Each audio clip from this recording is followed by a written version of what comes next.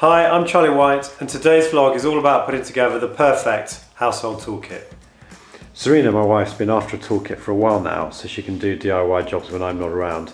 So it's been a question of looking at my own toolkit and working out which tools I use most often and would be most useful for a household toolkit. So I'm going to run through the tools I've just put together and then I'm going to finish off by suggesting to you how you can combine the tool sets that are out there with a few extra tools to make up the perfect toolkit. So this is the household toolkit I've put together for Serena. First up, Stanley Tool Box, £5 from B&Q. Not a bad toolbox, I have to say it's a little bit flimsy. Handles can be a little bit hard to close, but for £5 it's a bit of a no-brainer. And also it's got a perspex lid which you can put all your screws and other bits and bobs in. Stanley ratchet screwdriver, £10 from B&Q. None of the combination tool sets have ratchet screwdrivers, but I've always used one because it makes screwing and unscrewing so much easier. Also, all the screw bits are conveniently contained around the base of the screwdriver, and there's also a compartment in the back for a few more. A brilliant little tool. Next, claw hammer, £3 from B&Q.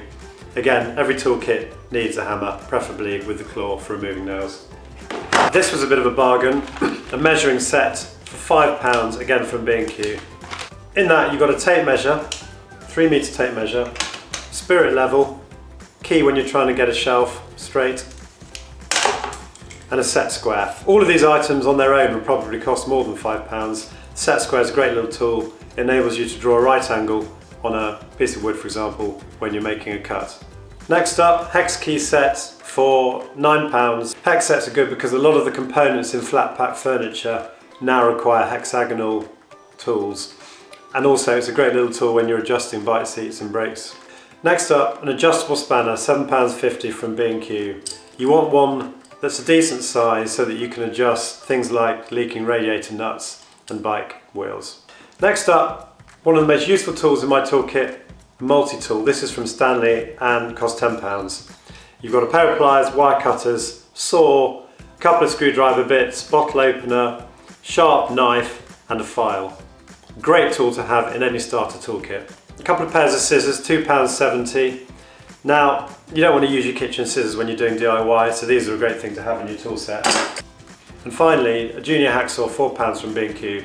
This is a lovely little portable saw that you can easily fit into a toolkit. It's meant for metal, but it can also cut small bits of wood. Each item in this toolkit didn't really cost a lot of money, but in spite of that, this little collection came to £54. So, is this a perfect toolkit? I would say it gets pretty close in terms of striking a balance between quality and price. However, I do need to point out to you that there are a lot of really low-priced combination toolkits on the market. I couldn't come close to the combination set prices when I put together my own individual toolkit. I saw 4 own brand toolkits from B&Q ranging between £15 and £40. 2 Magnuson toolkits at £23 and £50. And I've seen 2 JCB tool sets on offer at £23 and £36.